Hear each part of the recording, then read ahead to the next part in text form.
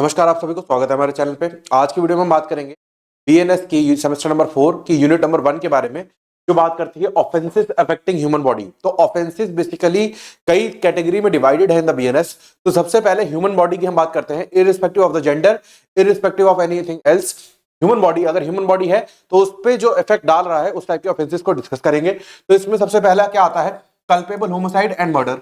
Then आपका next topic आता है causing death by negligence. Third आपका टॉपिक आता है अटेम्प्ट टू मर्डर।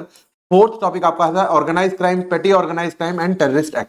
तो बेसिकली ये जो एक्ट है यहाँ पे मिसप्रिंट है, यहाँ पे स्मॉल एक्ट होना चाहिए because it is not an act, बल्कि ये एक ऑफेंस है डिफाइंड अंडर बीएनएस। ठीक है, तो ये कैटेगरी है। अब क्या है, बहुत सारे लोग ऐसे हैं जिन्हें एग्जैक्टली ये नहीं पता कि what is the difference between murder and culpable homicide. ठीक है, तो हम इस तरीके से पढ़ेंगे, इस तरीके से करेंगे कि हमें समझ में आए कि what is the difference between culpable homicide and murder. तो यही हमारा फर्स्ट टॉपिक भी है। स्टार्ट करते हैं फर्स्ट टॉपिक से, that is the difference between culpable homicide and murder. तो बेसिकली कहने का क्या मतलब है, this is the first topic that is culpable homicide. और इसका इंट्रोडक्टरी पार्ट अगर हम देखें तो जो कल्पेबल होमोसाइड है उसका मतलब क्या है, दैट इज अनलॉफुल किलिंग। ठीक है, तो जो अनलॉफुल किलिंग्स है उसको कई कैटेगरीज में डिफाइन किया गया, डिवाइड किया गया। जैसे आपका culpable homicide not amounting to murder, then culpable homicide amounting to murder, then उसके बाद आपका आता है causing death by rash and negligent act. ठीक है, तो इस तरीके से डिवाइड किया गया। तो बेसिस किस चीज पे डिवाइड किया गया? ऑन डिग्री ऑफ कल्पेबिलिटी, मतलब डिग्री ऑफ द इंटेंशन, कितना ब्रूटल इंटेंशन था उसको मारने का। तो उस बेसिस पे उस एक्ट को डिवाइड किया गया, उसके अकॉर्डिंग उसकी पनिशमेंट बनाई गई। ठीक है, अब ये क्या है, ये मतलब क्या है, among these culpable homicide constitutes the foundational category from which the more aggravated form of homicide that is murder is carved out. ठीक है, तो मर्डर क्या है बेसिकली, अगर मैं आपको इस तरीके से बना के दिखाऊं तो ये क्या है, ये कल्पेबल होमोसाइड है और ये क्या है, ये मर्डर है। ठीक है, ये मर्डर है। तो अब क्या हमें देखना है, अब हमें ये देखना है कि ये तो हम बात समझ गए, culpable homicide is the genus and murder is the species. ठीक है, तो ये चीज हो गई। अब उसके बाद आगे देखते हैं तो क्या आता है, स्टैट्यूटरी डेफिनेशन अगर देखें तो पहले जो कल्पेबल होमोसाइड था वो सेक्शन नंबर 299 आईपीसी में था। पर क्या हुआ, पर ये चेंज हो गया, आईपीसी बदल गया, क्या बीएनएस हो गया। तो बीएनएस में होते ही सेक्शन नंबर 100 में कल्पेबल होमोसाइड को डिफाइन कर दिया गया। ठीक है, तो अब डेफिनेशन अगर देखें क्या है, whoever causes death by doing an act with the intention of causing death or with the intention of causing such bodily injury as likely to cause death or with the knowledge। तो इसमें सबसे पहली चीज आपको क्या है, तीन चीजों में जो एक्टिविटी ऑफ ऑफेंस है वो डिवाइडेड है। क्या? सबसे पहला मेंजरिया होना चाहिए, देन एक्टस रियस होना चाहिए, ठीक है, एंड देन आपका देन डैमेज होना चाहिए। ठीक है, तो मेंजरिया क्या है, इंटेंशन। ठीक है, तो इंटेंशन जो है वो है मेंजरिया। अब इंटेंशन के साथ साथ जो कल्पेबल होमोसाइड है उसके साथ साथ मेंजरिया और क्या दिया है, इंटेंशन टू कॉज डेथ। ठीक है, तो intention to cause death is the first mens rea of culpable homicide. Then उसके बाद देखें तो इंटेंशन किस चीज का, टू बॉडीली इंजरी। ठीक है, देन नेक्स्ट क्या है, नॉलेज। नॉलेज कि ये जो बॉडीली इंजरी है वो डेथ कॉज कर ही देगी। ठीक है, तो ये बेसिकली तीन टाइप के मेंजरिया कल्पेबल होमोसाइड के लिए रेलेवेंट होते हैं। उसके बाद आओ तो एक्टस रियस क्या है, टू कमिट, कि आपने जो है इंटेंशन के साथ एक्टिविटी करी और एक्टिविटी करने के साथ क्या हुआ, रिजल्ट आया। रिजल्ट किस चीज का आया, रिजल्ट आया किसका, डेथ का। अगर डेथ नहीं हुई, इन एनी केस अगर डेथ नहीं हुई तो ये चार्ज ही नहीं लग सकता, क्योंकि इस चीज के लिए कल्पेबल होमोसाइड या मर्डर के ऑफेंस को प्रूव होने के लिए डेथ होना बहुत जरूरी है। आपने गोली चलाई, बंदे को गोली लगी और वो मरा नहीं, तो मतलब कल्पेबल होमोसाइड या मर्डर नहीं लगेगा, अटेम्प्ट टू मर्डर या अटेम्प्ट टू कल्पेबल होमोसाइड लग सकता है। ठीक है, देन उसके बाद ये हमें समझ में आ गया। उसके बाद आगे चलते हैं तो लगभग यही चीजें आपको मर्डर में देखने को मिलेंगी, पर हम डिटेल में डिस्कस करेंगे कि क्या डिफरेंस है, what is the difference between culpable homicide and what is the difference between murder. ठीक है, तो देखते हैं, नेक्स्ट चलते हैं आगे। तो नॉलेज किस चीज का है, knowledge that such act is likely to cause. ठीक है, तो डेथ होना बहुत जरूरी। ठीक है, उसके बाद the provision corresponds to section 299, ये मैं बता ही चुका हूं। देन उसके बाद इंग्रेडिएंट्स अगर देखें तो क्या है, सबसे पहला क्या है, एक्टस रियस, मतलब causing death of a human being. अब यहाँ पे एक कॉजल लिंक होती है। कॉजल लिंक का मतलब क्या होता है, जहां पर मैंने मान लो पढ़ाने का काम किया तो मेरी पढ़ाई हुई बात आपको समझ में आई, तो that is the causal link, मेरी एक्टिविटी से ही कोई रिजल्ट या आउटकम आया। ठीक है, तो यहां पर क्या है, मान लो ए ने एक पर्सन को स्टैब करा, ठीक है, चाकू से मारा, ठीक है, बी को मारा। अब बी को स्टैब करने के बाद बी जो है एम्बुलेंस में जा रहा था, ठीक है, एम्बुलेंस में जा रहा था और यहां पर इसका एक्सीडेंट हो जाता है, ठीक है, एक्सीडेंट हो जाता है। अब मान लो कि इसका इंटेंशन इसको मारने का था, इसका इंटेंशन इसको मारने का होने के बाद भी इसको स्टैब करा, और स्टैब करने के बाद इसको ले जा रहे थे और ये अच्छी कंडीशन में था, he was in good condition and he was recovering from the injury, ठीक है। और उसके बाद क्या हुआ, इसकी वजह से एक्सीडेंट हो गया, और जैसे ही एक्सीडेंट हुआ उसकी ऑन द स्पॉट क्या हो गई, डेथ हो गई, ठीक है। तो अब यहां पर क्या है, यहां पर एक बेनिफिट आ जाता है, benefit of doubt for the accused, कि कहीं वो डेथ एक्सीडेंट की वजह से तो नहीं हुई। अगर ये प्रूफ हो जाए कि जो डेथ हुई तो है पर वो किसकी वजह से हुई है, एक्सीडेंट की वजह से हुई है, तो यहां पे कॉजल लिंक एस्टैब्लिश नहीं हुआ। Causal link between act and damage के बीच में जो कॉजल लिंक होता है कि एक्ट की वजह से ही डैमेज होना चाहिए, वो एस्टैब्लिश नहीं हुआ, जिसकी वजह से एक्यूज जो है वो बच जाएगा, ठीक है। तो ये चीज होना जरूरी है। देन उसके बाद मेंस तीन फॉर्म में है, सबसे पहले हम डिस्कस कर ही चुके हैं, that is intention to cause death. Next आता है intention to cause bodily injury and knowledge that act is likely to cause, ठीक है। तो ये बेसिकली आपके इंटेंशन है, यानी कि मेंजरिया प्रोवाइडेड है फॉर द कल्पेबल होमोसाइड, ठीक है। तो अब सबसे पहले इसको डिस्कस करते हैं, इंटेंशन टू कॉज डेथ। सीधी सी बात है कि ए और बी का अगर हम इसी एग्जांपल को ले तो ए ने बी को स्टैप करा और बी अगर मान लो इसी में मर जाए, हैंड टू हैंड मर जाए, तो क्या है, ए का पूरा इंटेंशन था बी को कॉज करने का कि वो मर जाए, ठीक है। तो यहां पे फर्स्ट कैटेगरी में लायबल हो जाएगा, ठीक है। देन उसके बाद आ जाओ क्या, intention to cause bodily injury, ठीक है। तो अब यहां पे क्या है, मान लो स्टैबिंग किया, स्टैबिंग मान लो एब्डोमेन में किया, ठीक है, पर एब्डोमेन में ऐसा वाइटल पार्ट नहीं था कि वो मर जाता, पर यहां पे एक चांसेस थे क्या, कि बॉडी इंजरी जो है वो लाइकली टू कॉज डेथ है, ठीक है। मतलब बॉडीली इंजरी का इंटेंशन है और उस बॉडीली इंजरी से क्या हो रहा है, डेथ आउटकम हो रहा है, और उससे चांसेस है कि वो डेथ हो जाए, तो that will be the second culpability. अगर ऐसा होता है कि उसने बॉडीली इंजरी का इंटेंशन से उसको मारा, इंटेंशन है intention to cause bodily injury, तो बॉडीली इंजरी का इंटेंशन है, डेथ का इंटेंशन नहीं है, पर वो बॉडीली इंजरी क्या है, वो लाइकली टू कॉज डेथ है, ऐसा हो सकता है कि वो मर जाए, और अगर वो मर गया तो उस केस में क्या होगा, कल्पेबल होमोसाइड क्लॉज 2 में चला जाएगा, ठीक है। देन उसके बाद आओ तो थर्ड क्या है, थर्ड एस्पेक्ट है knowledge that the act is likely to cause death, ठीक है। तो नॉलेज है, वहां पे इंटेंशन कुछ भी नहीं है, पर नॉलेज है कि इस एक्टिविटी से किसी पर्सन की डेथ हो सकती है। जैसे मान लो कि बी जो है वो शुगर पेशेंट है, ठीक है। अब उसको जानबूझ के स्वीट्स खिला दी, तो क्या होगा, वो नॉलेज है कि he can be subjected to death, ठीक है, बाय दैट एक्ट। तो यहां पे क्या है, नॉलेज है कि वो जो एक्ट है वो कॉज कर सकते हैं, लाइकली है कॉज कर सकते हैं डेथ, ठीक है।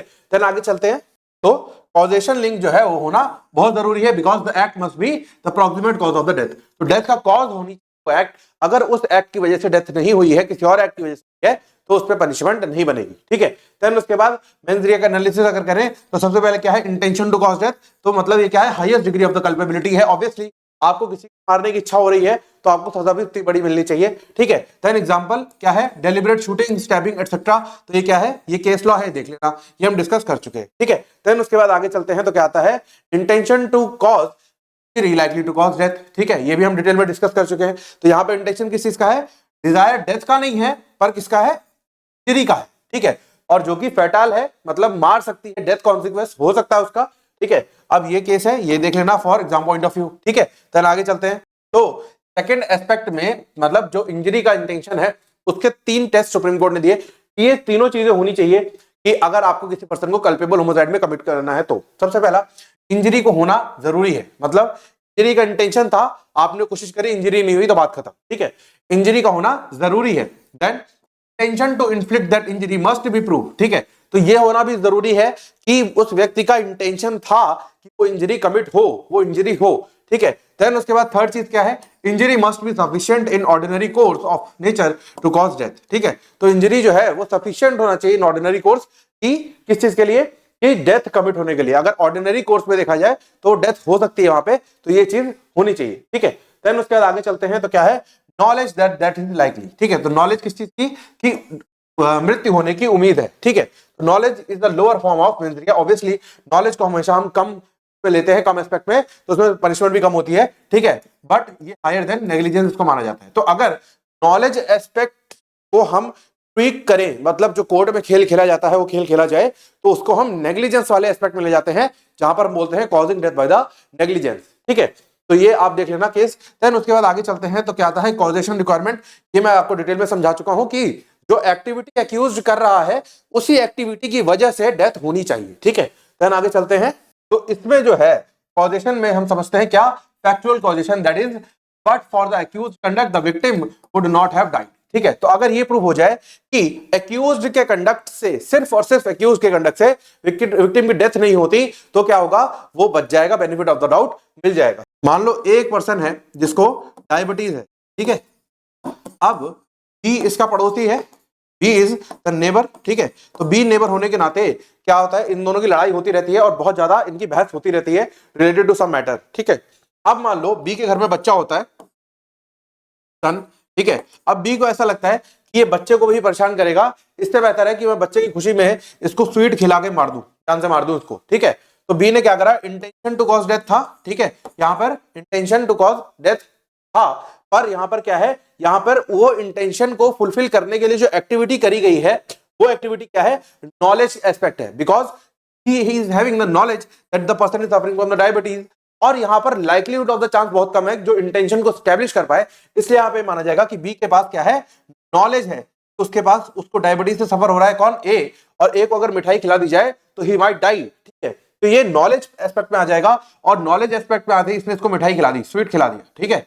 अब उसके बाद क्या हुआ, इसको ये मिठाई खाने से कुछ भी नहीं हुआ, बॉडी ने एडजस्ट कर लिया, कुछ भी नहीं हुआ। अब क्या हुआ, सी एक इसका जो एक और पड़ोसी है उसकी शादी हुई और वो मिठाई खिलाने आ गया, ठीक है। तो इसकी मिठाई खाने से इसकी शुगर स्पाइक हुई और ए की डेथ हो जाती है, ठीक है। तो यहां पर क्या है कि यहां पर ये है कि द एक्यूज्ड कंडक्ट से ही सिर्फ विक्टिम की डेथ नहीं हुई है, तो इसलिए क्या होगा, यहां पर कॉजल लिंक स्टैब्लिश नहीं हुआ कि सिर्फ और सिर्फ बी की गलती है, तो इसलिए नॉलेज एस्पेक्ट में भी बी को सजा नहीं होगी, ठीक है। यह कॉन्ट्रीब्यूटरी नेग्लिजेंस का केस चला जाएगा, ठीक है। देन उसके बाद आगे चलते हैं क्या, लीगल प्रॉक्सिमेट कॉजेशन। अगर देखें the court apply foreseeability and directness, ठीक है। तो मतलब क्या है, फोर्सिंग का मतलब क्या होता है, फोर्सिंग का मतलब ये होता है कि सपोज दैट अगर एक पर्सन है जो फायर कर रहा है, ठीक है, टुवर्ड्स बी, तो ये जो एक पर्सन है, एक रीजनेबल प्रूडेंट मैन की तरह ये सोच सकता है कि अगर गोली बी को लगी तो उसका कॉन्सिक्वेंस क्या होगा, ठीक है। तो दैट इज द फोर्सिनेबल कॉन्सिक्वेंस, जहां पर आप इमेजिन कर सकते हो कि सामने वाले व्यक्ति का इस चीज का इंपैक्ट क्या होगा, that is the forcing consequence, ठीक है। तो यहां पर देखते हैं ये एग शेल स्कल रूल बहुत इंपॉर्टेंट है for exam point of view, अगर आप लिखोगे तो बहुत अच्छे आपको मार्क्स मिलने वाले हैं, ये आप याद रखना, ठीक है। तो ये केस का नाम है जहां पर एग शेल रूल जो है इवॉल्व हुआ था, ठीक है। It is a legal principle in tort law stating that defendant is liable for full extent of victim's injury even if those injury are much worse than expected due to a pre existing vulnerability और condition, ठीक है।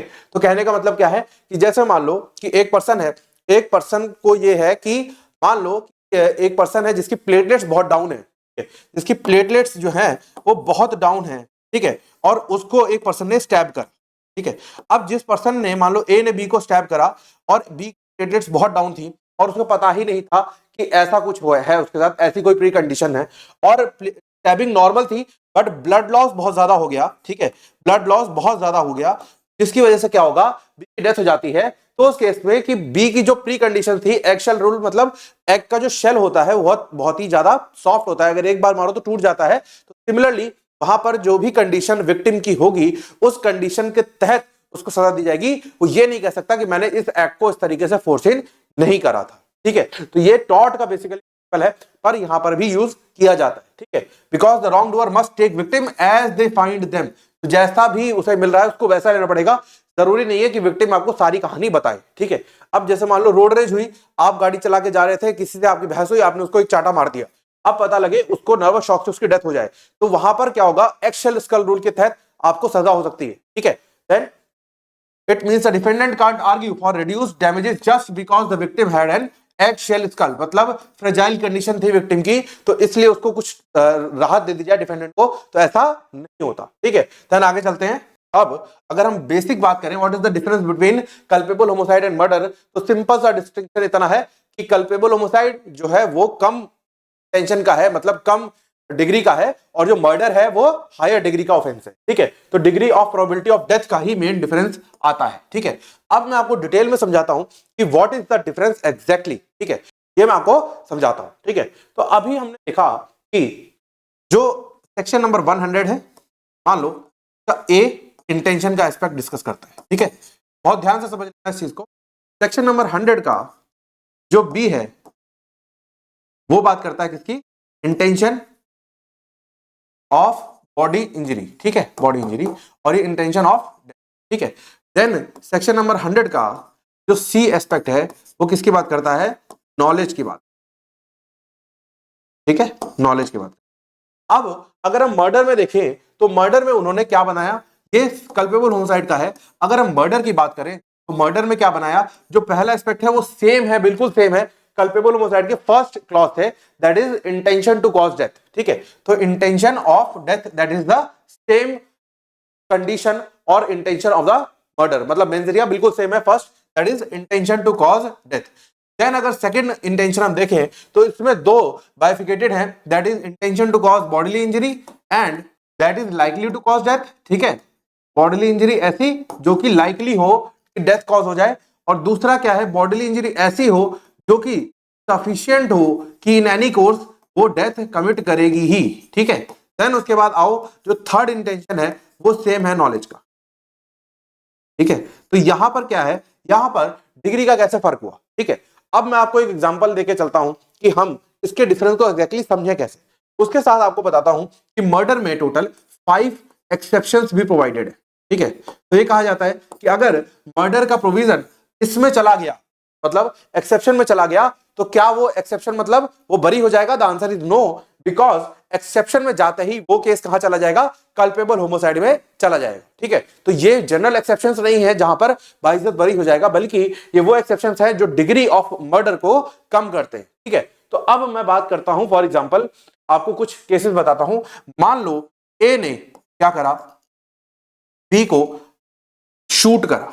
ठीक है, गोली चलाई उस पर, और किस इंटेंशन से चलाई, ऑब्वियसली क्लियर है कि उसको जान से मारने की इंटेंशन से गोली चलाई। ठीक है, तो अब मान लो ये इंटेंशन टू कॉज डेथ है, इंटेंशन टू कॉज डेथ। ठीक है, तो अब यहां पर क्या होगा कि section number 101 proved, is proved obviously because intention to cause death है। अब अगर 101 प्रूफ होने के बाद क्या हुआ, कोई भी और एविडेंस नहीं मिला, तो ऑटोमेटिकली ये हम मान लेंगे कि 101 का जो फर्स्ट इंटेंशन वाला क्लॉज है वो प्रूफ हो गया। ठीक है, यहां पर बात आपको समझनी है कि जैसे ही इंटेंशन प्रूफ हुआ कि intention to cause death, action हुआ और डेथ हुई, तो that means culpable homicide is proved. ठीक है, और कल्पेबल होमोसाइड जैसे ही प्रूव हुआ वैसे ही हम ये मान लेंगे कि जो मर्डर का फर्स्ट क्लॉज है, फर्स्ट मेंस का क्लॉज, वो प्रूव हो गया, और उसको सजा किसमें हो जाएगी, उसको मर्डर की सजा हो जाएगी, मर्डर की। ठीक है, ये याद रखना आप लोग। अब मान लो क्या हुआ कि intention to cause death is proved, पर ये प्रूव हो जाए कि जो 5 एक्सेप्शंस प्रोवाइडेड हैं, 5 एक्सेप्शंस प्रोवाइडेड हैं इन द मर्डर सेक्शन, ये उसमें जा रहा है मैटर। ठीक है, ये इसमें जाने के बजाय ये मैटर उसमें जा रहा है, तो जिसकी वजह से कहां सजा होगी, again for the culpable homicide, not for the murder.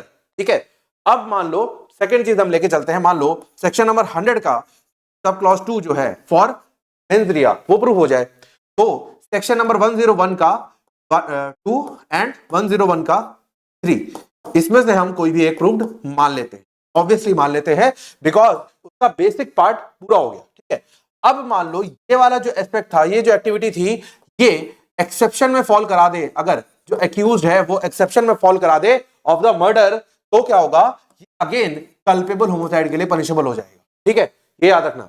Then उसके बाद आ जाओ सेक्शन नंबर 100 का क्लॉज 3, और अगर ये प्रूव हो जाए तो क्या होगा, सेक्शन नंबर 101 का जो क्लॉज 3 है उसमें बात चली जाएगी, अगर फिर से एक्सेप्शन आ गया, ठीक है, एक्सेप्शन आ गया ऑफ मर्डर, तो क्या बन जाएगा, ये फिर से कल्पेबल होमोसाइड बन जाएगा। ठीक है, तो ये डिफरेंस क्लियर हुआ कि एग्जैक्टली अगर मैं कहूं तो डिफरेंस नहीं है, पर अगर कल्पेबल होमोसाइड प्रूफ हो रहा है और कुछ और प्रूफ नहीं हो पा रहा, तो मर्डर में ऑब्वियसली चला जाएगा। पर ये प्रूफ हो जाए कि कल्पेबल होमोसाइड के जो एसेंशियल्स हैं वो पूरे होते हैं, प्लस वो जो एक्टिविटी है वो किसी ना किसी एक्सेप्शन में जा रही है। फॉर एग्जांपल मैं आपको डिटेल में भी समझा देता हूं इस चीज को, कि जैसे मान लो एक पर्सन है, ये ड्राइव कर रहा था, ये ड्राइव कर रहा था और इसने हिट किया बी की गाड़ी को। ठीक है, इसने बी की गाड़ी को हिट करा। अब क्या हुआ, इन दोनों की सडन फाइट होने लगी, सडन फाइट होने लगी, और यहां पे कुछ ऐसे वर्ड्स बोले जाते हैं कि ए जो है अपना टेम्पर जो है वो लूज कर देता है, खत्म कर देता है, और ये कहता है कि अब मैं तुम्हें जान से मार दूंगा, और बंदूक निकालता है। लाइसेंस रिवॉल्वर निकालने के बाद शूट कर देता है, ठीक है, लाइसेंस रिवॉल्वर निकालने के बाद उसे शूट कर दिया बी को, और बी की ऑन द स्पॉट हो गई डेथ, ठीक है। तो ये जो है ये सडन फाइट या ग्रेव एंड सडन प्रोवोकेशन में चला जाएगा। मर्डर का जो कि एक्सेप्शन है, तो मर्डर के एक्सेप्शन में जाते ही बेशक इसमें कल्पेबल होमोसाइड प्रूफ हो गया, जहां पर इंटेंशन टू कॉज डेथ था एक्ट कमिट करने का, पर क्योंकि ये मर्डर के स्पेशल सेक्शन में चला गया, that is the exception of the murder, तो इसलिए अगेन उसकी सजा कहां हो जाएगी, फॉर कल्पेबल होमोसाइड, ठीक है। तो ये आप इस तरीके से इसको समझ सकते हो, ठीक है। देन आगे चलते हैं, तो यही बेसिक डिफरेंस है between culpable homicide and murder, ठीक है। देन उसके बाद आगे चलते हैं, तो क्या है, ये केस लॉ है, देख लेना, culpable homicide is the genus and murder is the, this was held in this case, ठीक है। देन उसके बाद आगे चलते हैं, तो क्या क्या आता है, डिग्रीज ऑफ कल्पेबल होमोसाइड। तो जुडिशियल क्लासिफिकेशन में अगर देखें तो कौन कौन सी डिग्रीज हैं ये देख लेते हैं। तो जो फर्स्ट डिग्री है दैट इज द मर्डर, जो करस्पॉन्ड करती है that is intention to cause death, punishment क्या होगी, डेथ सेंटेंस या फिर लाइफ इम्प्रिजनमेंट, ठीक है। जो सेकंड डिग्री है culpable homicide not amounting to murder, तो लाइफ इम्प्रिजनमेंट तक हो सकती है। देन थर्ड डिग्री क्या है, कल्पेबल होमोसाइड विद नॉलेज, ठीक है, तो मतलब क्या है, लेस देन या इक्वल टू 10 years 10 साल तक की सजा हो सकती है, जो थर्ड प्रोविजन है नॉलेज वाला उस हिसाब से, ठीक है। देन उसके बाद आगे चलते हैं, तो ये पनिशमेंट का प्रोविजन है सेक्शन नंबर 105, ठीक है। तो ये देख लेते हैं, with intention to imprisonment for life, ठीक है, फॉर अप टू 10 years। तो ये है फर्स्ट, अगर मान लो जो मेंस रिया में intention with intention to causing death और उसने डेथ कमिट कर दिया, तो लाइफ इम्प्रिजनमेंट तक हो सकती है और 10 साल तक की सजा हो सकती है, ठीक है। देन उसके बाद विद नॉलेज है तो up to 10 years plus fine, तो या तो 10 साल तक की सजा या फिर इम्प्रिजनमेंट ऑफ लाइफ या फिर 10 years प्लस फाइन, ठीक है। देन आगे चलते हैं, तो इसके इलस्ट्रेटिव एग्जांपल्स हैं, दैट इज इंटेंशनल किलिंग का A shoots B in head, that is culpable homicide with intention, ठीक है।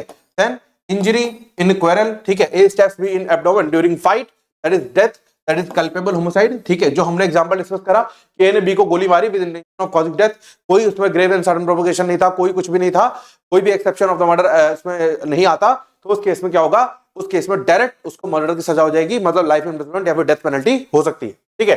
पर अगर यहाँ पे मान लो कुछ ऐसा एक्सेप्शन में फॉल कर जाए मैटर, सडन फाइट में उसने डेथ कमिट कर दिया, तो उस केस में क्या होगा, कल्पेबल होमोसाइड में आ जाएगा। उसके बाद रेकलेस एक्ट अगर है तो फिर से कल्पेबल होमोसाइड, जहां पर जो नॉलेज है कॉन्सिक्वेंसेस का वो उसे पता है, तो क्या होगा, फिर से कल्पेबल होमोसाइड में आ जाएगा, ठीक है।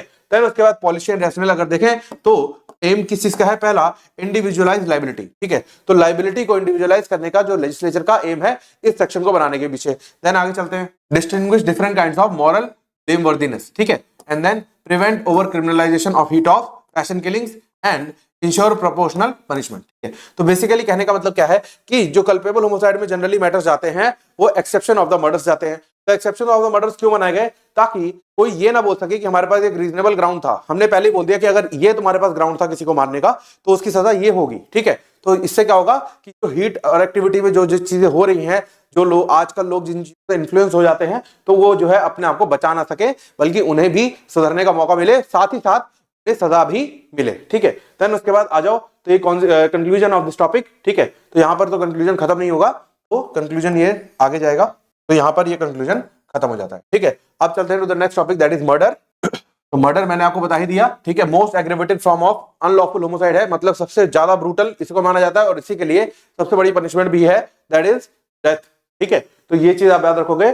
तो मर्डर क्या है, स्पीशी है, और कल्पेबल होमोसाइड क्या है, जीनस है, ठीक है।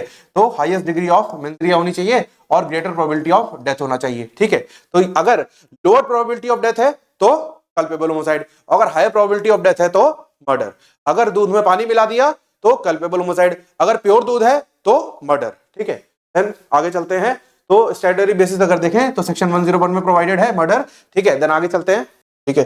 तो मर्डर पहले कहां था, सेक्शन 300 ऑफ आईपीसी में प्रोवाइडेड था, पर अब 101 में, ठीक है। देन उसके बाद आगे चलते हैं, तो स्टैट्यूटरी डेफिनेशन अगर देखें तो सबसे पहले क्या है, with intention to cause death, ठीक है। तो सेम यही है जो हमने अभी कल्पेबल होमोसाइड का पढ़ा था, तो यानी कि जो सेक्शन नंबर 100 है उसका जो फर्स्ट इंटेंशनल प्रोविजन है वो सिमिलर है टू द मर्डर, ठीक है।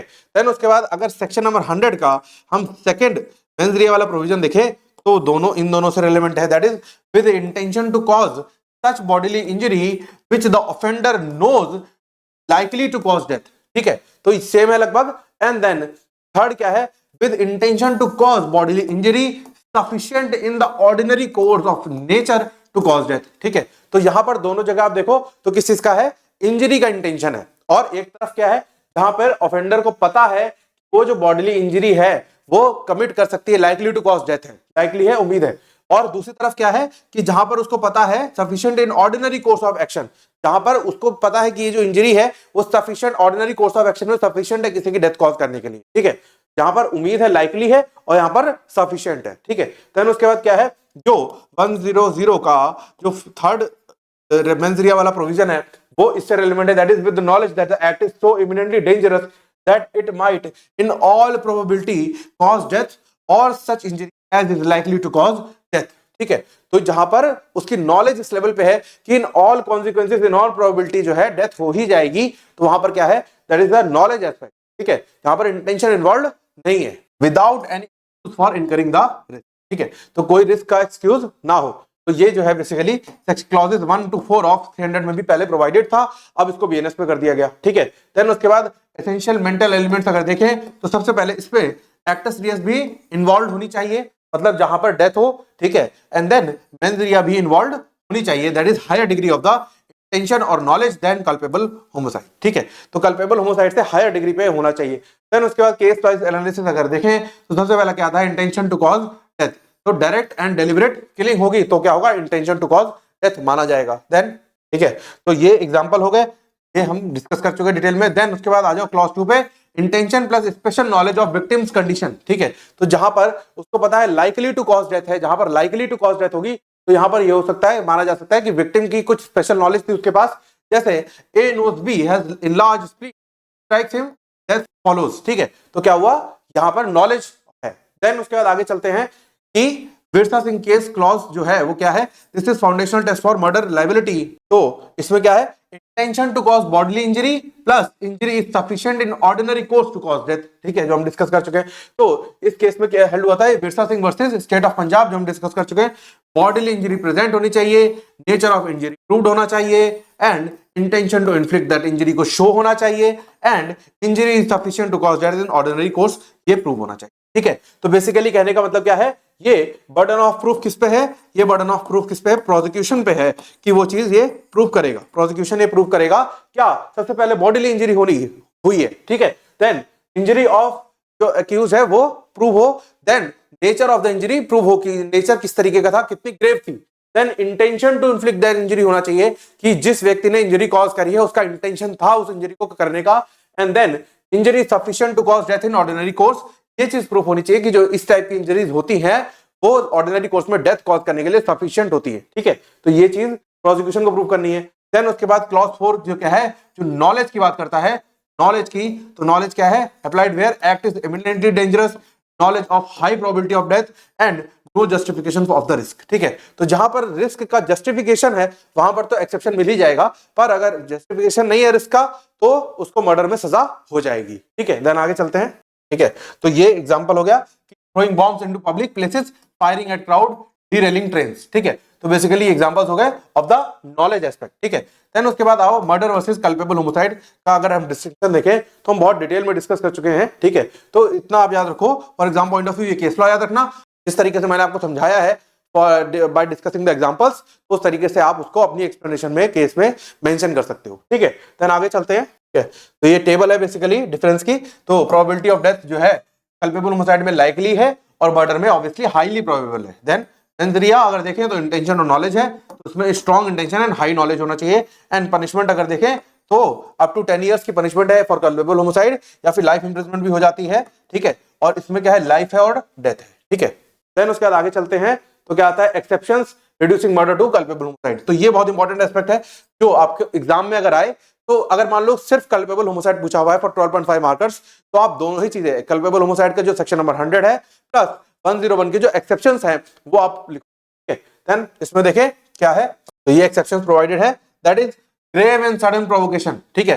तो अगर कोई आपको सडनली प्रोवोक कर दे इस लेवल पे कि आप उसे मार ही दो without cooling off period, suppose that for example A ने बी को प्रोवोक करा, ठीक है, बी ने कसम खाई कि मैं तुम्हें मार दूंगा, ठीक है, और उसके बाद 5 दिन हो गए, 5 डेज हो गए, पर बी शांत नहीं हुआ और बी ने उसे मार दिया। या इन 5 दिन में देखो दो केस हो सकता है कि पहला, इन 5 डेज में बी को अरेस्ट कर लिया गया था, ठीक है, और अरेस्ट होते ही उसने 5 डेज बाद जैसे उसकी बेल हुई बाहर निकलते को किल कर दिया, ठीक है।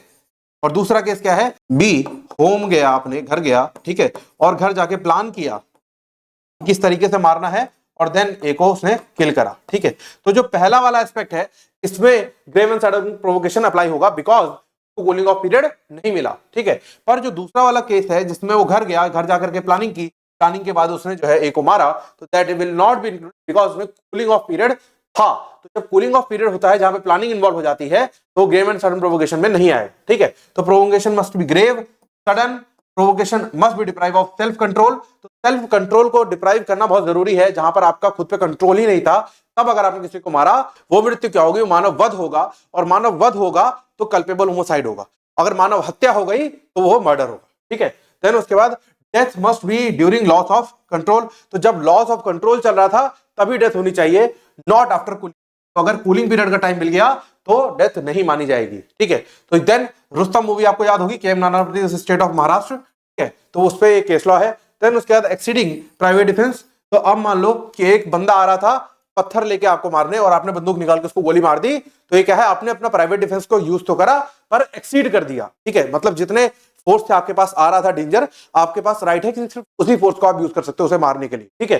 तो आपने क्या करा, सबसे पहले तो आपका कोई प्री प्लानिंग नहीं होनी चाहिए, ठीक है। Then accused exceeds rights unintentionally, तो उसका इंटेंशन नहीं होना चाहिए, अनइंटेंशन राइट्स का एक्सक्लूजन होना चाहिए। देन तो इसमें अगर हम एक एग्जांपल डिस्कस करें, ए और बी की दुश्मनी चलती थी, तो ए ने एक दिन क्या करा, बी को प्रोवोक करा और बी इसकी तरफ पत्थर लेके चला। जैसे ही इसने जो है ब्रिक उठा के इसकी तरफ मारने के लिए दौड़ा, वैसे इसने क्या करा, प्री प्लानिंग में गन निकाली और उसको शूट कर दिया, ठीक है। तो ऑब्वियसली यहां पर ये चीज अप्लाई नहीं होगी, ये प्योर मर्डर का केस है।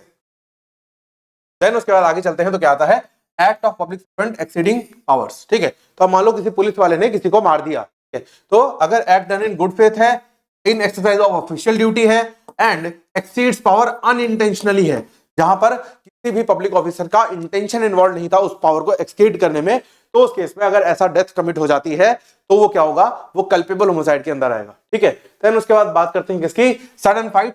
आप रोड पे जा रहे हो, आपकी लड़ाई होगी, तुरंत ही लड़ाई होगी और आपने उसको मार दिया, तो उस केस में no undue advantage taken and no cruelty and fight must be sudden. तो सडन फाइट है, कोई एडवांटेज नहीं है, तो उस केस में क्या होगा, अगर मार दिया है तो कल्पेबल होमोसाइड में आपको पनिशमेंट मिलेगी, ना कि मर्डर में, ठीक है।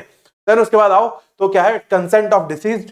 अगर डिसीज का कंसेंट था, ठीक है, तो अगर 18 साल से ऊपर कोई था, उसने आपको कंसेंट दे रखा था और फिर भी आपने उसको मार दिया, हालांकि मारने का कंसेंट वैलिड नहीं होता, यही इस चीज का प्रूफ है कि अगर कंसेंट के बाद भी उसको मार दिया गया तो उस केस में क्या होगा, जिसने मारा है उसको कल्पेबल होमोसाइड की सजा हो जाए, ठीक है। जहां पर एक्सप्लिसिट कंसेंट होना चाहिए टू सफर डेथ, डेथ की सफर करने का कंसेंट होना चाहिए, इंजरी को सफर करने का नहीं, ठीक है। देन उसके बाद पनिशमेंट अगर देखें तो पनिशमेंट क्या है, डेथ और लाइफ इम्प्रिजनमेंट एंड फाइन, ठीक है। तो ये तो हमें पता ही है, the punishment is mandated based on aggravating and mitigating factor. तो जो एग्रीवेटिंग फैक्टर होते हैं वो क्या होते हैं, वो पनिशमेंट को बढ़ाते हैं, जो मिटिगेटिंग फैक्टर होते हैं वो पनिशमेंट को कम करते हैं, ठीक है। देन उसके बाद ये केस है Bachchan Singh versus State of Punjab, important case है, ठीक है, ये देख लेना आप लोग। देन उसके बाद आगे चलते हैं तो ये केस आ जाता है, तो for example point of view आप देख लेना।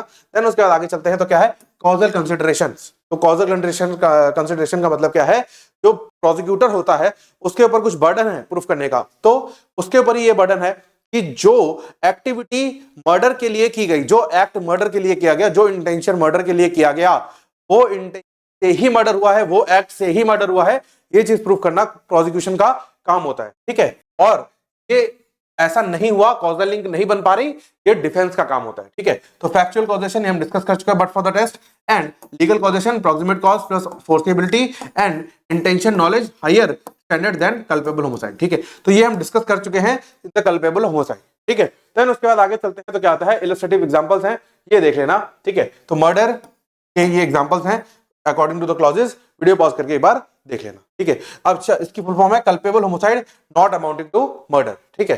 तो उसके बाद आगे चलते हैं, ठीक है। तो ये हमारा कंक्लूजन आ जाता है ऑफ दिस टॉपिक। तो इसी के साथ हमारा टॉपिक ये खत्म हो जाता है। मुझे उम्मीद है कि आप लोगों को डिफरेंस समझ में आ गया होगा, what is the difference between culpable homicide and murder, और मर्डर और कल्पेबल होमोसाइड में किस तरीके से डिग्री का प्रोविजन होता है, किस तरीके से लाइक्लीहुड ऑफ द डेथ का फर्क है, तो समझ में आ चुका होगा। अब आप इसका आंसर दे पाओगे, what is the difference between culpable homicide and murder. अब आगे चलते हैं to the next topic, that is causing death by negligence, ठीक है। तो कॉजिंग डेथ बाय नेग्लिजेंस का नाम से क्लियर है कि बंदे का इंटेंशन नहीं है, ना बंदे का नॉलेज है, पर उससे गलती से मिस्टेक हो जाए, यानी कि गलती से एक्सीडेंट से वो मर दे या फिर नेग्लिजेंस से वो मार दे, ठीक है। तो क्या है, while homicide law primarily concerns intentional or knowing killings, Indian criminal law also recognises the liability for unintentional death caused by negligence, ठीक है। तो अब आ जाओ टॉर्ट की बारी, कि टॉर्ट में हमने पढ़ा था व्हाट इज द नेग्लिजेंस, जहां पर legal duty to take care हो, ठीक है, ब्रीच ऑफ लीगल ड्यूटी हो और डैमेजेस हो जाए, ठीक है। तो यही नेग्लिजेंस है। Such killings fall under a separate category distinct from culpable homicide and murder because mens rea is not intention और knowledge but rashness or negligence, ठीक है। तो मेंस रिया क्या होगा, यहाँ पे इंटेंशन या नॉलेज नहीं होगा, बल्कि क्या होगा, रैशनेस या फिर नेग्लिजेंस, ठीक है। अब मैं आपको एक बहुत अच्छा एग्जांपल देता हूं, कैसे, जैसे मान लो हमने पढ़ा सेक्शन 100 मतलब 100 कल्पेबल होमिसाइड का, 101, ठीक है, एंड 106, ठीक है। तो हमने ये सेक्शंस पढ़े। अब ये बात करता है कल्पेबल होमिसाइड की, ये बात करता है मर्डर की, ये बात करता है नेग्लिजेंस डेथ की, ठीक है। अब हम डिस्कस करते हैं एक एग्जांपल जहां पर क्या है, हम तीनों प्रोविजन को एक अच्छे वे में समझ लेते हैं, ठीक है। एक बंदा था, इसने बी को किल करा, ठीक है, किलिंग करी। पहली किलिंग कैसे करी, इसने शूट करा, ठीक है, शूट करा और बी की डेथ हो गई। तो इंटेंशन प्रूफ हो गया शूटिंग से कि बी को मारने की शूट करा और बी की डेथ हो गई। तो कहां पर पनिशमेंट होगी, इन द मर्डर। तो यहां पे क्या लिख दो, 101, ठीक है। देन उसके बाद सेकंड से किलिंग कैसे करी, सेकंड टाइम जो हुआ, सेकंड केस हम जो डिस्कस कर रहे हैं, इसने शूट तो करा, शूट करा, पर इससे पहले उसकी हीटेड आर्गुमेंट होने के बाद इसने शूट करा। तो क्या होगा, कल्पेबल होमिसाइड, ठीक है। तो इसके आगे लिख देंगे हम 100, ठीक है। अब क्या हुआ, इसने ए ने कार से इसको हिट करा, ओवर स्पीडिंग कार से बी को हिट करा, ओवर स्पीड कर रही थी कार। अब क्या होगा, दैट इज विदाउट इंटेंशन और नॉलेज, दैट इज 106, ठीक है। तो that is rashness or negligence, 106। तो यहां पे आ जाएगा 106, ठीक है। अब मान लो इस केस में से डेथ को हम माइनस कर दें, डेथ नहीं हुई, गोली चलाई, डेथ नहीं हुई, ठीक है। ये क्या बोलते हैं इसको, शूट किया, डेथ नहीं हुई। देन उसके बाद ओवर स्पीड करा, टक्कर हुई पर डेथ नहीं हुई। तो क्या होगा, ना मर्डर, ना कल्पेबल होमिसाइड, ना 106, दैट इज नेग्लिजेंस से भी डेथ नहीं मानी जाएगी। तो इस पे वो वाले प्रोविजंस लगेंगे ही नहीं। इस पे क्या लगेगा, इस पे लगेगा ग्रीवियस हर्ट, हम नेक्स्ट यूनिट में डिस्कस करेंगे, ठीक है। तो समझ में आ रहा है, इस तरीके से आपको समझना है चीजों को। देन उसके बाद आगे चलते हैं। तो क्या है, this ensures proportionality by assigning lesser punishment to accidental deaths resulting from careless conduct, ठीक है। तो जो एक्सीडेंटल डेथ होती है, जैसे रोड पे हो जाते हैं, हादसे हो जाते हैं, तो वो चीज पे थोड़ी सी पनिशमेंट कम हो जाती है, ठीक है। देन उसके बाद स्टेटरी बेसिस अगर देखें तो क्या है, तो सेक्शन 106 जो है causing death by negligence provided है अंडर बीएनएस, पहले 304 ए में था, मतलब अमेंडमेंट में ऐड किया गया था पहले इसको आईपीसी में। देन स्टेटरी टेक्स्ट अगर देखें, causing the death of any person by doing any rash और negligent act not amounting to culpable homicide, ठीक है। तो ऐसी एक्टिविटी जो कि कल्पेबल होमिसाइड का एस्पेक्ट ना बन जाए। नॉलेज वाला एस्पेक्ट आपको याद रखना है कि अगर नॉलेज की हल्की सी भी आपने बढ़ा दिया कि आपको नॉलेज थी कि ऐसा कुछ आउटकम हो सकता है, तो मैटर कल्पेबल होमिसाइड में चला जाएगा, ठीक है। तो कल्पेबल होमिसाइड से नॉलेज की डिग्री थोड़ी कम होनी चाहिए, पर जो रैशनेस और नेग्लिजेंट एक्ट है उससे डेथ कमिट हो जाए, ठीक है। तो यहाँ पे क्या है, सबसे पहले डेथ ऑफ ह्यूमन बीइंग होना जरूरी है। Then caused by act of the accused से होना जरूरी है, कॉजल लिंक ऑब्वियसली, ठीक है। And then act must be rash और नेग्लिजेंट होना जरूरी है, and act must not amount to culpable homicide, ये होना जरूरी है, ठीक है। तो इस सेक्शन के हिसाब से ये सारी चीजें एसेंशियल्स है। देन आगे चलते हैं, फिर क्या आता है, इंग्रेडिएंट ऑफ द ऑफेंस। क्या इंग्रेडिएंट्स हैं, सबसे पहला एक्टस रियस, तो ये है तो हर ऑफेंस का इंग्रेडिएंट है ही। देन उसके बाद मेंस रिया क्या होगा यहाँ पे, रैशनेस और नेग्लिजेंस, ठीक है। देन उसके बाद एब्सेंस ऑफ इंटेंशन का एब्सेंस होना चाहिए, एब्सेंस ऑफ नॉलेज का एब्सेंस होना चाहिए, एंड प्रेजेंस ऑफ नेग्लिजेंस होना चाहिए, ठीक है। तो अगर इंटेंशन और नॉलेज प्रेजेंट हो गया तो मैटर चला जाएगा सीरियस में, और सीरियस में कल्पेबल होमिसाइड या फिर मर्डर में, ठीक है। देन उसका नेगेटिव कंडीशंस क्या है, must not amount to culpable homicide, तो कल्पेबल होमिसाइड के प्रोविजंस में नहीं आ रहा होगा, ठीक है। देन आगे चलते हैं, अब डिस्कस करते हैं what is the meaning of rash and negligence. तो क्या मीनिंग है, सबसे पहले रैश का मतलब क्या है, doing an act with consciousness of risk but hoping the consequence will not follow, ठीक है। तो जैसे हम ओवर स्पीड करते हैं तो हमें रिस्क का कॉन्सिक्वेंस पता है, पर हम ये मान के चलते हैं कि ऐसा नहीं होगा, ठीक है। तो ये है एग्जांपल ऑफ रैशनेस, ठीक है। दूसरा क्या है, ड्रंकन ड्राइविंग, आप दारू पी के गाड़ी चलाएं और आपको ऐसा लगता है कि कुछ एक्सीडेंट हो सकता है, पर आप ऐसा मान के चलते हो कि नहीं होगा, that is the consequence of rashness, ठीक है।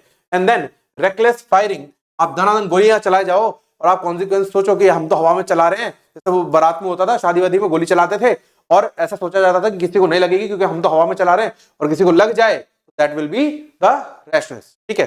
देन उसके बाद आगे चलते हैं, तो नेग्लिजेंट एक्ट तो मतलब क्या है, ये तो हम समझ चुके हैं। Failure to take reasonable care which a prudent person would have taken, ठीक है। तो जहां पर आपकी होती है क्या, ड्यूटी टू टेक केयर, आपकी ड्यूटी है as a citizen of India, आपकी कुछ ड्यूटीज है, तो वो ड्यूटी आपने नहीं पूरी करी, ध्यान नहीं दिया, ब्रीच ऑफ लीगल ड्यूटी हुआ, और ब्रीच ऑफ लीगल ड्यूटी होते ही क्या हुआ, डैमेजेस हो गए, डैमेजेस क्या, डेथ हो गई, तो that will be the negligent act, ठीक है। देन आगे चलते हैं, ठीक है। देन उसके बाद आगे चलते हैं, तो क्या है डिस्टिंक्शन फ्रॉम कल्पेबल होमिसाइड, अगर देखें तो मेंस रिया का अगर हम देखें तो ऑब्वियसली जो मेंस रिया है इसमें क्या है, नेग्लिजेंस या फिर रैशनेस, या फिर जो कल्पेबल होमिसाइड इसमें क्या है, इंटेंशन और नॉलेज। देन मेंटल स्टेट अगर देखें तो लैक ऑफ फोरसाइट होना चाहिए, किसमें, नेग्लिजेंस वाले में, ठीक है, और इसमें फोरसाइट ऑफ लाइकली डेथ होना चाहिए कल्पेबल होमिसाइड में। देन सीरियसनेस अगर देखें तो लेसर है, ये कम है, ठीक है, और इसमें ज्यादा है। देन उसके बाद अगर देखें तो पनिशमेंट 5 इयर्स तक की है और इसमें अप टू लाइफ इंप्रिजमेंट होती है। देन उसके बाद आगे चलते हैं, ये केस लॉज हैं जो कि इंपॉर्टेंट केस लॉज है, ठीक है। अब इसमें से एक दो केस लॉज आप जो है रख लेना for exam point of view, ठीक है, तो देख लो आप लोग वीडियो पॉज करके, ठीक है।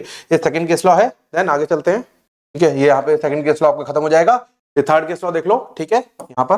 देन उसके बाद फोर्थ केस लॉ। तो बेसिकली ये जो केस लॉज है ये हमारे आईपीसी से ही आए हुए हैं, बिकॉज बीएनएस अभी नया लॉ है तो वो धीरे धीरे इवॉल्व होगा, तो ये लॉ बेसिकली आईपीसी का ही है, तो इसलिए हम आईपीसी की यूज कर सकते हैं, ठीक है। यहाँ पर आपका जो है केस लॉज की लिस्ट खत्म हो जाएगी, तो इन 5 केस लॉज में से कोई भी 2-3 case laws for exam point of view more than enough, ठीक है।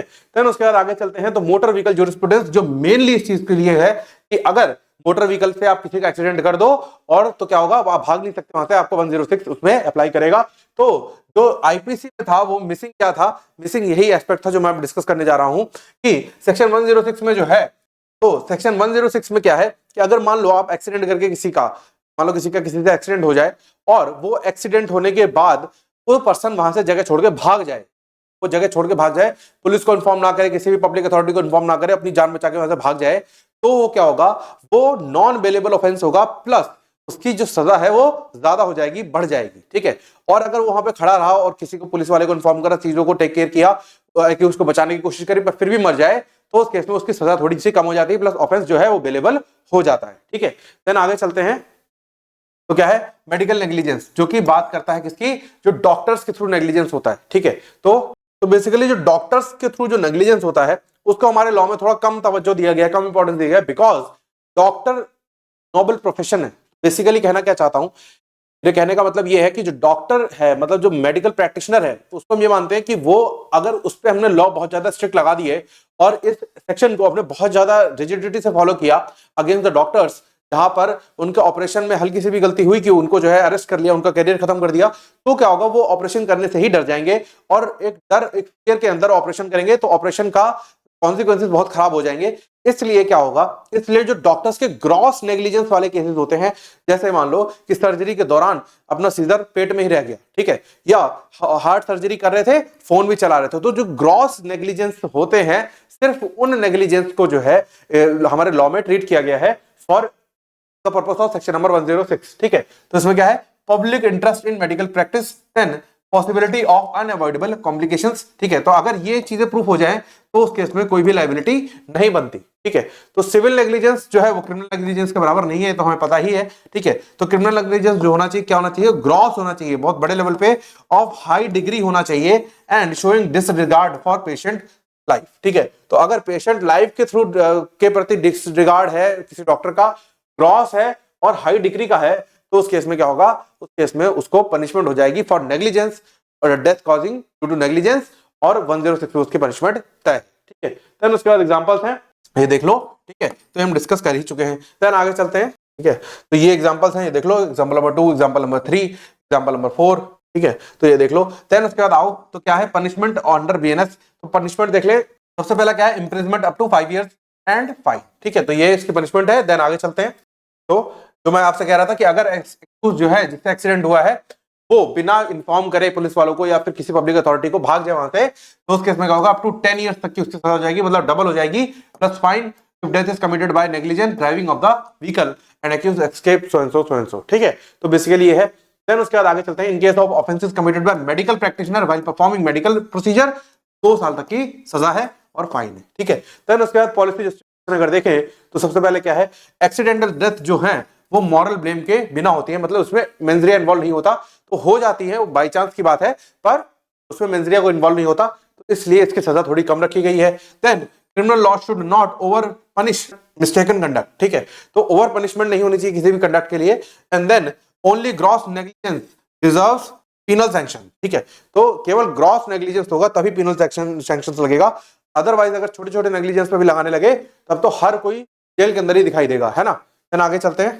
देन आपका आता है क्या, कंक्लूजन ऑफ दिस टॉपिक, ठीक है, तो ये कंक्लूजन देख लो आप लोग एक बार वीडियो पॉज करके, ठीक है। देन आगे चलते हैं जहां पर आपका कंक्लूजन खत्म हो जाता है, ठीक है। उसके बाद नेक्स्ट टॉपिक पे चलते हैं, that is attempt to murder, ठीक है। अब अटेम्प्ट टू मर्डर का नाम से क्लियर हो रहा है कि भाई साहब डेथ नहीं हुई, ठीक है, डेथ नहीं हुई तभी अटेम्प्ट टू मर्डर लगेगा, अगर डेथ हो गई तो सीधा मर्डर का चार्ज लगेगा, ठीक है।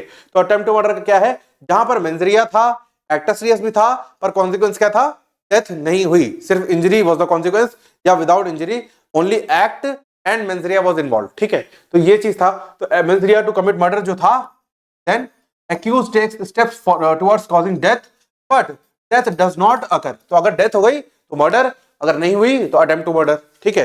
तो ये देख लेते हैं, तो स्टैट्यूटरी बेसिस अगर देखें तो सेक्शन नंबर 109 में अटेम्प्ट टू मर्डर प्रोवाइडेड है, जो कि पहले सेक्शन नंबर 307 में प्रोवाइडेड था, ठीक है।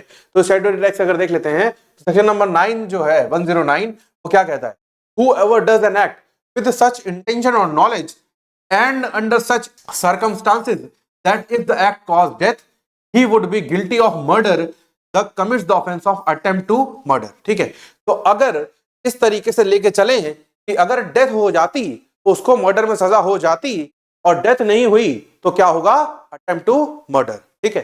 देन उसके बाद आगे चलते हैं, तो use a hypothetical test, hypothetical कैसे, अगर डेथ हो जाती तो क्या उसे मर्डर की सजा होती, तो answer is yes, then attempt to murder, if answer is no then the attempt to murder charge will be dropped, ठीक है।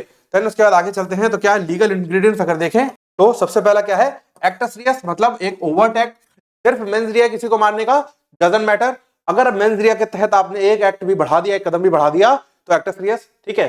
जैसे stabbing, shooting, poisoning, administering blows on vital parts, ठीक है। तो ये बेसिकली क्या है, ये एक्टस रियस का एक एस्पेक्ट है। देन उसके बाद मेंस रिया क्या है, इंटेंशन और नॉलेज, जो कि बहुत जरूरी है, अगर इंटेंशन और नॉलेज ही नहीं हो तो 101 लगेगा ही नहीं, ठीक है। तो क्या, पहला intention to cause death, intention to cause fatal injury, या फिर नॉलेज ऑफ डेथ, ठीक है। देन आगे चलते हैं, एंड देन थर्ड एसेंशियल है वो क्या है, फेलियर ऑफ द रिजल्ट, अगर रिजल्ट मिल गया तो रिजल्ट मिलने से क्या हो जाएगा, वो तो मर्डर बन जाएगा भाई, तो मर्डर बन जाएगा तो फिर तो अटेम्प्ट टू मर्डर का कोई मतलब नहीं है, तो इसलिए फेलियर होना जरूरी है कि जिस इंटेंशन जिस नॉलेज से उसने एक्ट करी थी वो फेल हो जाए, वो कैलकुलेशन उसकी फेल हो जाए और बंदा बच जाए, ठीक है।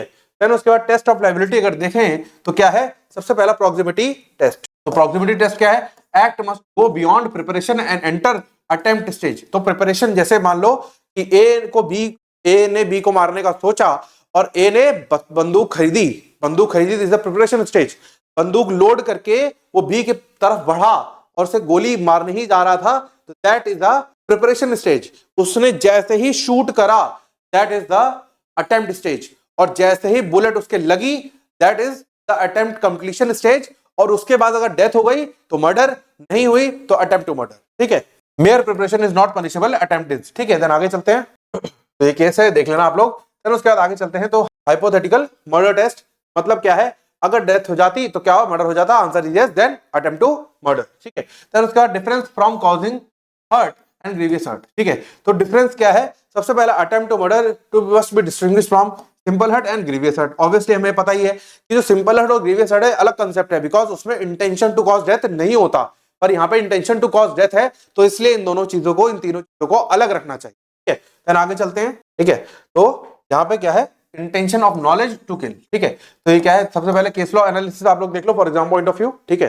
Act need not cause actual injury, even firing at another but missing can amount to attempt, ठीक है। तो बी की तरफ फायर किया पर गोली लगी नहीं, साइड से निकल गई, ठीक है, आपका निशाना इतना कच्चा था तो क्या होगा, तब भी अटेम्प्ट टू मर्डर लग जाएगा, ठीक है। देन उसके बाद ये हो गया दूसरा केस लॉ। देन आगे चलते हैं, ठीक है। तो बेसिकली ये लिस्ट ऑफ केस लॉज है वीडियो पॉज करके एक बार देख लेना इस लिस्ट को। काम में आपके कम से कम 2 से 3 केस लॉज पर टॉपिक होने ही चाहिए, इसलिए मैं आपको डिटेल्ड लिस्ट प्रोवाइड कर देता हूं बिफोर द एग्जाम, ताकि आप पढ़ सको। उसके बाद क्या आता है, फैक्टर्स कोर्ट कंसीडर। तो कोर्ट क्या क्या कंसीडर करता है, सबसे पहला कौन सा वेपन, कौन सा हथियार यूज किया गया। जब भी एक्यूज को अरेस्ट किया जाता है तो हथियार की खोज जरूरी होती है, बिकॉज कॉजल लिंक वही बनाता है। जैसे मान लो पोस्टमार्टम में ये आता है कि इसकी चाकू लग के हत्या हुई, अब वो चाकू ढूंढनी जरूरी है, बिकॉज वो चाकू को एक्यूज नहीं चलाया, कैसे प्रूव करोगे, through fingerprints, through any other evidences. तो चाकू ढूंढना तो बहुत जरूरी है ना, जो मर्डर वेपन होता है, ठीक है। तो इसलिए वेपन कौन सा यूज हुआ ये कोर्ट जो है कंसीडर करता है। नाइफ था, गन था, एक्स थी, एसिड था, एक्सप्लोजिव था, क्या था। देन नेचर ऑफ इंजरी क्या था, सिंपल वर्सेस ग्रीवियस। इंजरी हल्की सी थी, थोड़ी मोटी चोट लगी और वो मर गया, या फिर बहुत ज्यादा गहरी चोट लगी जिसके बाद उसकी डेथ हुई या डेथ होने के चांसेस थे, ठीक है। Then part of body targeted, कौन से पार्ट को टारगेट किया गया था, वाइटल पार्ट को कि जहां पे लगते ही मौत हो जाए, या फिर नॉन वाइटल पार्ट को जहां पर बचने के भी चांसेस हो सकते हैं। देन मैनर ऑफ अटैक, किस तरीके का अटैक था, सडन था, रिपीटेड था, प्रीमेडिटेड था, क्या था, प्री प्लानिंग से आए थे, तुरंत आपने अटैक किया था सडन प्लानिंग से, या फिर रिपीटेड था, बार बार करते रहते हो, ठीक है। देन स्टेटमेंट ऑफ एक्यूज, तो एक्यूज की क्या स्टेटमेंट थे, थ्रेट्स शोइंग इंटेंट, ठीक है। अगर एक्यूज जो है बार बार उसको थ्रेट देता था कि मैं तुझे जान से मार दूंगा, तुझे जान से मार दूंगा, तो क्या होगा, स्टेटमेंट ऑफ द एक्यूज भी बहुत इंपॉर्टेंट होते हैं जो कि कोर्ट कंसीडर करता है इन दिस केसेस। देन उसके बाद क्या आता है, प्रीवियस एनिमिटी और मोटिव। तो मोटिव भी बहुत जरूरी है कि मोटिव से ही इंटेंशन प्रूव होने के चांसेस ज्यादा हो जाते हैं, तो मोटिव प्रूफ भी किया जाता है इन द कोर्ट्स। देन आगे चलते हैं, ठीक है। तो ये एग्जांपल्स हैं, एग्जांपल्स देख लो। दैट इज सक्सेसफुल अटेम्प्ट का एक एग्जांपल देख लो, that is A shoots B in chest, B survive, गोली लगी पर बच गया। अब इसमें क्या है, इंटेंशन टू किल था, ठीक है, वाइटल पार्ट पे हिट किया तो क्या हुआ, अटेम्प्ट टू मर्डर बन गया, क्योंकि अगर बी मर जाता तो मर्डर में सजा हो जाती, ठीक है। फिर उसके बाद फेल्ड अटेम्प्ट अगर देख लें, A aims gun at B head and fires but misses, गोली चलाने की कोशिश की, चलाई भी सही और टारगेट किया था सर, बट साइड से निकल गई, तो that will be even without injury attempt to murder, ठीक है। देन एग्जांपल 3 पॉइजनिंग का है, देख लेना आप लोग, मैं डिस्कस नहीं करूंगा, वीडियो को थोड़ा सा शॉर्ट रखते हैं। देन आगे चलते हैं, ये एग्जांपल नंबर 4 हो गया। अब उसके बाद आगे चलते हैं, तो क्या है, special branch that is attempt bye life convict, ठीक है। तो अगर मान लो कोई किसी बंदे को ऑलरेडी लाइफ इम्प्रिजनमेंट मानने की उम्र कैद की सजा हो रखी है और फिर भी वो बंदा को मार दे या मारने की कोशिश करे, तो क्या होगा, तो बीएनएस जो है वो लाइफ कन्विक्ट को अगर अटेम्प्ट टू मर्डर की सजा हो जाए तो उसकी पनिशमेंट बढ़ जाएगी, because grave danger posed by habitual offenders, ठीक है। देन आगे चलते हैं, तो पनिशमेंट अगर देखें 109 में क्या हो जाएगी देख लेते हैं। तो अगर बेसिक ऑफेंस है तो इम्प्रिजनमेंट अप टू 10 इयर्स, ठीक है। इफ हर्ट हो गई, अगर मान लो कि गोली चलाई साइड से निकल गई तो 10 साल तक की सजा, अगर चोट लग गई, गोली लग गई उसको, तो अप टू लाइफ इम्प्रिजनमेंट तक हो सकती है प्लस फाइन। एंड अगर ऑफेंडर जो था लाइफ कन्विक्ट था, जो हमने अभी डिस्कस किया, तो क्या होगा, डेथ पेनल्टी हो जाएगी उसकी। तो उम्र कैद से बड़ी तो डेथ पेनल्टी होती है ना, ठीक है। देन आगे चलते हैं, तो डिस्टिंक्शन देख लेते हैं attempt to murder versus murder के। तो इसमें रिजल्ट देखें तो डेथ नहीं हुई, इसमें डेथ हो गई। देन मेंसरिया अगर देखें तो सेम है जो कि मर्डर का था, तभी तो अगर डेथ हो जाती तभी तो मर्डर होता ना, तो इंटेंशन तो सेम होना चाहिए ना ऑब्वियसली। देन आगे चलते हैं, पनिशमेंट अगर देखें तो लाइफ की थी या फिर डेथ पनिशमेंट थी। देन आगे चले, हार्म अगर देखें तो इनकम्प्लीट है और उसमें कंप्लीट हार्म है, ठीक है। तो बेसिकली ये डिफरेंस है between the attempt to murder and murder. अब क्या आता है, attempt to murder versus hurt, ठीक है। तो अब देखते हैं, सबसे पहला इसमें क्या है, इंटेंशन किसका है, अटेम्प्ट टू मर्डर में किलिंग का इंटेंशन है, और हर्ट में इंटेंशन किसका है, इंजर्ड करने का। देन वेपन लीथल वेपन होगा, इसमें नॉट नेसेसरी वेपन का होना जरूरी नहीं है, और इसमें वेपन का जरूरी नहीं है, पर ज्यादातर अटेम्प्ट टू मर्डर में वेपन होता ही है, ठीक है। देन उसके बाद देखें वो क्या है, एक्ट किसके लिए है, टुवर्ड्स किलिंग, मारने के लिए एक्ट है, और हर्ट में किसके लिए, टुवर्ड्स हर्टिंग ऑब्वियसली। पनिशमेंट क्या है, अटेम्प्ट टू मर्डर की ज्यादा पनिशमेंट है और ग्रीवियस हर्ट की कम पनिशमेंट है। देन पॉलिसी अगर देखें, देन आगे चलते हैं, तो पॉलिसी क्या है, इस लॉ के पीछे क्यों बनाया गया ये लॉ। तो ऑब्वियसली तो कुछ चीजें तो कंसेप्ट से क्लियर हो जाती हैं कि भाई थोड़ा सा डेटरेंस हो, थोड़ा डर हो लोगों के अंदर, ऐसे ही फालतू में किसी को मारने न चले जाएं। प्लस अगर कोई मारने गया हो और वो बच जाए बंदा, तो ये ना बोले कि वो तो बंदा बच गया, अब किस बात की सजा। तो ये सारी चीजें इसकी पॉलिसीज हैं। तो deterrence, protection of society from dangerous offenders, punishing criminal resolve and safety even when harm fails, ठीक है। तो हार्म फेल भी हो जाए तब भी सेफ्टी जरूरी है। देन उसके बाद आ जाओ, तो ये कंक्लूजन है, वीडियो पॉज करके कंक्लूजन देख लेना ताकि आप एग्जाम में अच्छे से कंक्लूजन फ्रेम कर पाओ। देन आगे चलते हैं, ठीक है।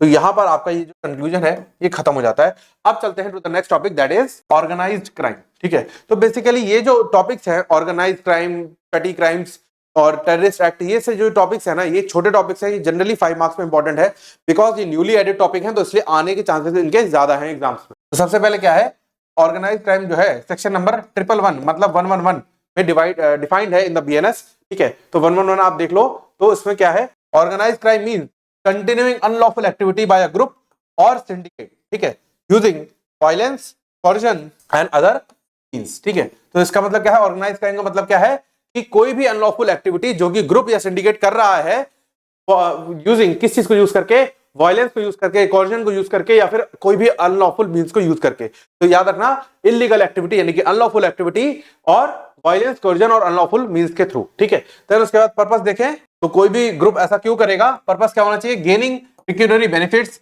Gaining undue economic advantage, gaining undue political advantage, ठीक है। तो कुछ पेक्यूनियरी बेनिफिट पैसे के लिए, मॉनेटरी या पॉलिटिकल एडवांटेज के लिए, ठीक है। तो उसके बाद एलिमेंट्स क्या है, सबसे पहला ग्रुप या syndicate continuing unlawful activity and use of violence और इंटिमिडेशन एंड इकोनॉमिक और पॉलिटिकल गेन। तो ये इसके मेन एसेंशियल्स हैं फॉर 111 और ऑर्गेनाइज क्राइम्स, ठीक है। देन उसके बाद आगे चलते हैं, तो कंपोनेंट्स क्या हैं, सबसे पहला ग्रुप और सिंडिकेट एलिमेंट क्या होता है। सबसे पहला ग्रुप का मतलब क्या है, अकेला व्यक्ति नहीं हो सकता, मोर देन 1 इंडिविजुअल्स होने चाहिए, ठीक है। तो इसमें क्या है, gang of extortionist, human trafficking network, drug syndicate and illegal betting network, ठीक है। तो बेसिकली क्या है, मोर देन 1, इसमें मतलब बेसिकली बताऊं तो रैकेट की बात हो रही है, ठीक है। देन उसके बाद continuing unlawful activity that is not a one time act but must show systematic criminality, ठीक है। तो वन टाइम एक्ट नहीं है, जैसे कोई जो है चेन स्नैचिंग करके भाग गया, वन टाइम एक्ट नहीं है, बल्कि चेन वाइज ये काम चलता रहता है, सिस्टमैटिक ये काम चलता रहता है। देन उसके बाद वायलेंस, थ्रेट और coercion recognises that organised crime thrives on fear, ठीक है। तो जो ऑर्गेनाइज्ड क्राइम होता है वो जिंदा ही लोगों के डर के बेसिस पे होता है, तो वो चीज भी प्रूव होनी चाहिए। देन उसके बाद ऑब्जेक्टिव क्या है, इकोनॉमिक या फिर political gain, that is slum land grabbing, sand and coal mafias and political extortion, rackets and hawala and financial scams, ठीक है। तो कहने का मतलब क्या है कि किसी ना किसी प्रॉफिट के लिए, या तो पेक्यूनियरी हो, इकोनॉमिकल हो, या फिर पॉलिटिकल हो, ठीक है।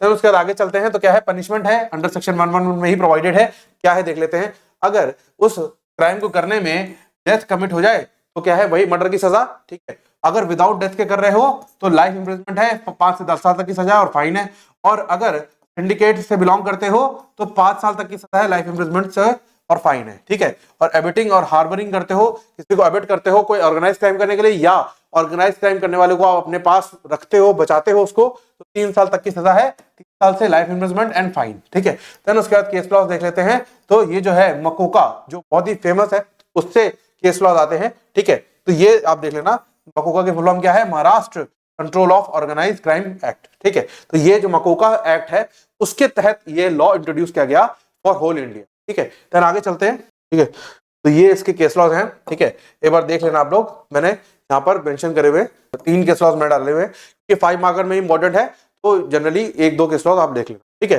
देन उसके बाद इलस्ट्रेशंस भी लिखोगे आप, ठीक है। तो इलस्ट्रेशंस भी हम डिस्कस कर ही चुके हैं, sand mafia, extortion network, then हफ्ता वसूली वगैरह, real estate syndicate, grabbing land sets etcetera, and drug syndicate जो कि नार्कोटिक में डील करते हैं। तो बेसिकली ये आपके एसेंशियल एग्जांपल हो गए। देन उसके बाद आगे चलते हैं, तो क्या है the conclusion of this topic, छोटा ही टॉपिक है तो जल्दी ही खत्म होगा, ठीक है। तो अगर कोई डाउट हो तो कमेंट सेक्शन में पूछ लेना। देन आगे चलते हैं to the next topic that is petty organised crime, मतलब छोटे ऑफेंसेस, पेटी का मतलब छोटे ऑफेंसेस, ठीक है। तो सेक्शन नंबर 112 मतलब 112 ऑफ द बीएनएस प्रोवाइडेड है। तो क्या है, सबसे पहले इसमें theft, chain snatching, theft, snatching, cheating, unauthorised selling, gambling, selling narcotics and similar crimes जो हो, इस तरीके के एज अ ग्रुप होने चाहिए, इंडिविजुअल क्राइम्स नहीं होते ये, ठीक है। और हैबिचुअली हूं, बार बार करते हूं, फॉर लाइवलीहुड करते हूं, and not rising the level of organise crime, ठीक है। तो ऑर्गेनाइज क्राइम वाले लेवल पे ना पहुंचे, उससे पहले वाले जो बोलते हैं ना कि अभी ये बनना सीख रहे हैं, गुंडे बनना सीख रहे हैं, तो वो जो सीखने वाली स्टेज है उसके बारे में बात कर रहा है। सीख के आप जो है ऑर्गेनाइज क्राइम वाले स्टेज पे पहुंच जाओगे तो वहां पे पनिशमेंट होगी सेक्शन 111 में। पर अगर नहीं अभी आप सीख रहे हो, उभर रहे हो, उभरते सितारे हो आप देश के, तो आपको 112 में सजा होगी, ठीक है। देन आगे चलते हैं, तो एलिमेंट अगर देखें तो वही है लगभग, ग्रुप एक्टिविटी होनी चाहिए, सिस्टमैटिक एंड हैबिचुअल कंडक्ट होना चाहिए, देन इकोनॉमिक मोटिव होना चाहिए, लोअर डिग्री ऑफ वायलेंस होना चाहिए, and not a part of larger syndicate नहीं होना चाहिए, ठीक है। तो लार्जर सिंडिकेट का पार्ट ना हो और इकोनॉमिक एक्टिविटी होगी, इकोनॉमिक मोटिव के लिए ही होगी, then lower degree of violence होगा, इसमें डेथ वगैरह नहीं होगी, ठीक है। देन उसके बाद एग्जांपल्स अगर देखें तो पिक पॉकेटिंग, ठीक है, chain snatching, hawala that is runners doing the petty transfers, ठीक है, then gamblers running illegal betting shops, street counterfeit vendors and local drug peddlers, ठीक है, स्मॉल क्वांटिटी। तो बेसिकली ये जो है इसके एग्जांपल्स हैं, पर ये बड़ा क्रिटिकल एग्जांपल है। इसमें स्मॉल क्वांटिटी का मतलब बहुत ही कम वाली होती है, पर जनरली ये जो है नारकोटिक में डील किया जाता है, ठीक है। तो उसके बाद पनिशमेंट्स अगर देखें तो क्या है, मिनिमम 1 ईयर की पनिशमेंट है which may extend to 7 years and fine, ठीक है। तो 1 साल से 7 साल तक की सजा है, ठीक है। तो उसके बाद आगे चलते हैं तो क्या है, पॉलिसी रेशनल अगर देखें तो बिकॉज ये छोटे क्राइम है, नया नया का मामला शुरू हुआ है, नया नया गुंडे बने हैं, तो इसलिए इनका जो है थोड़ा सा इनका कम सजा दी गई है। प्लस सजा देना इसलिए जरूरी था ताकि लोकल अनरेस्ट ना हो, पब्लिक ऑर्डर बना रहे, ठीक है। देन उसके बाद केस लॉस अगर देखें तो मुंबई पुलिस एक्ट के जो केसेस हैं वो इससे रिलेट करते हैं, ठीक है। देन उसके बाद आगे चलते हैं तो क्या आता है, conclusion of the petty organised crime, तो ये conclusion of this topic. Then आगे चलते हैं तो next topic that is terrorist act. Terrorist act basically बहुत ही नॉर्मल या कहूं तो बहुत ही कॉमन अंडरस्टैंडिंग वाली एक्ट है, मतलब ऐसी एक्टिविटी जो कि आतंक फैलाए, ठीक है। तो सेक्शन नंबर 113 में प्रोवाइडेड है ये, तो इसका यूएपीए से रेफरेंस है, that is unlawful activities prevention act, ठीक है। तो यूएपीए से इसका रेफरेंस है।